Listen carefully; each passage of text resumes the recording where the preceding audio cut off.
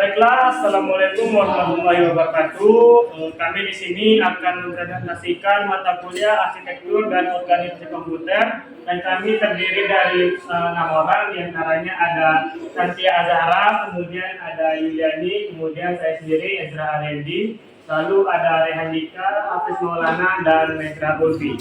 Baiklah, tanpa berlama-lama langsung saja kita masuk pada materi yang pertama yang akan dijelaskan oleh Tantia Azhara. Kepada Tantia dipersilakan. Satu, pengertian organisasi komputer dan arsitektur komputer beserta contohnya. Organisasi komputer. Organisasi komputer adalah bagian yang berkaitan erat dengan unit-unit operasional dan hubungan antara komponen penyusun sistem komputer dalam merealisasikan arsitektur komputer.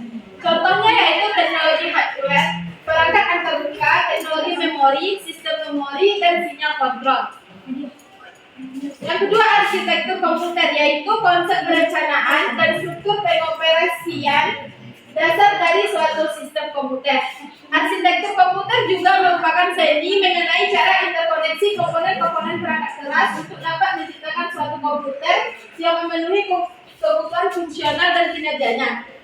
Adapun contoh dari arsitektur komputer ialah bagaimana CPU bekerja, cara pengaksesan data dari alamat, dari dan ke memori, memori C, RAM, dan juga ROM. Nah, selanjutnya di sini ada evolusi dan perkembangan komputer. Secara garis besar, sejarah perkembangan komputer terbagi dalam 5 generasi, yaitu generasi pertama dari tahun 1940 sampai 1955 digunakan dalam akademi dan militer, seperti komputer Atanasoff Berry dibuat pada tahun 1937 untuk menyelesaikan sistem persamaan linear, dan komputer Colossus untuk memecahkan kode rahasia Jerman Nazi. Komputer generasi ini menggunakan tabung vakum untuk menyimpan data dan ukurannya dan memakan satu ruangan. Komputer generasi pertama yaitu Univac dan ENIAC menggunakan 18.000 tabung vakum dengan ukuran 1.800 kaki dan mempunyai berat mencapai sekitar 30 ton. Adapun generasi kedua yaitu dari tahun 1964 sampai 1971.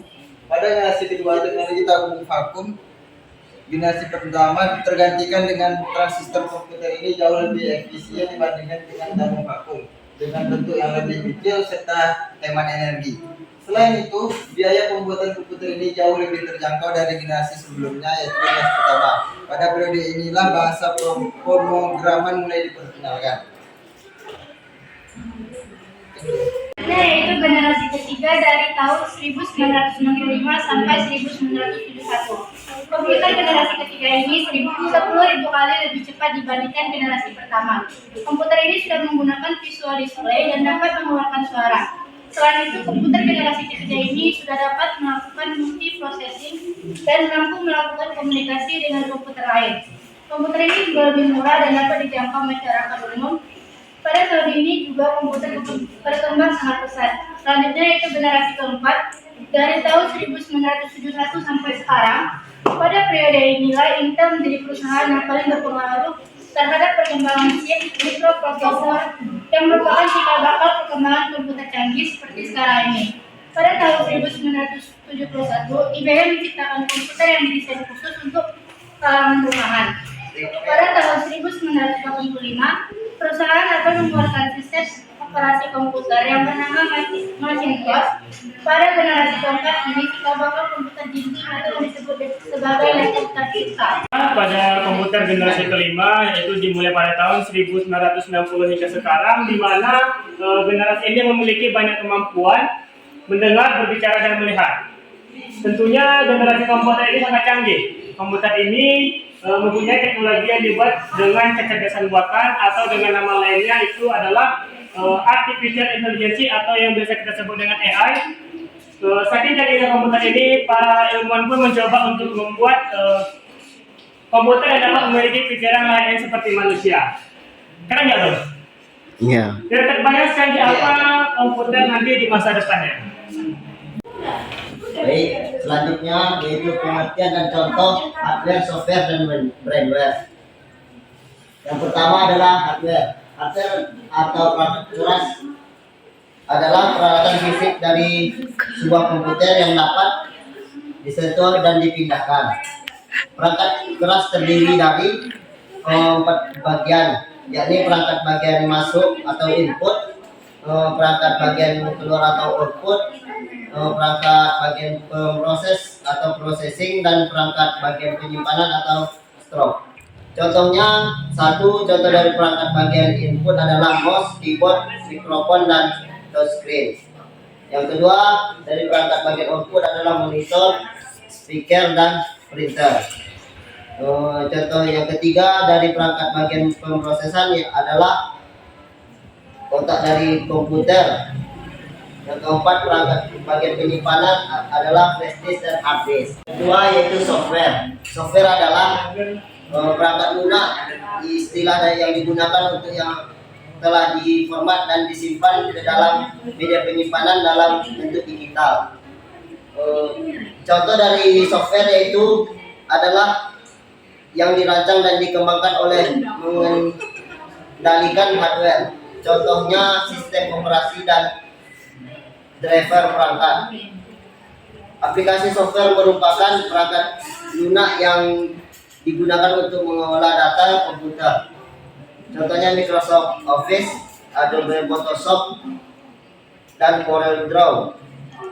Yang ketiga brainware. Secara umum pengertian brainware adalah orang yang menggunakan atau mengoperasikan perangkat komputer.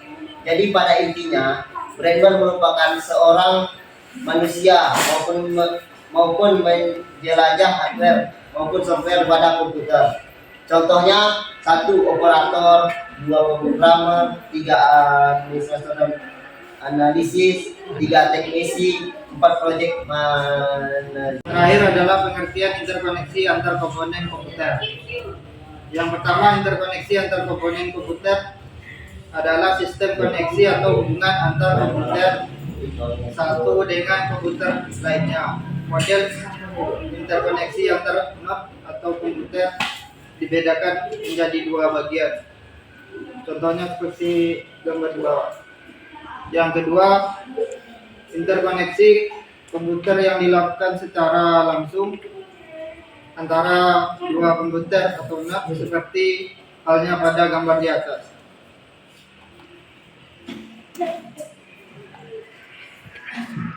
Terima kasih ya masukan. Itulah tadi hasil presentasi kami mengenai arsitektur dan teknologi komputer. Apabila ada kekurangan atau kritik, mohon sarannya. Wassalamualaikum warahmatullahi wabarakatuh.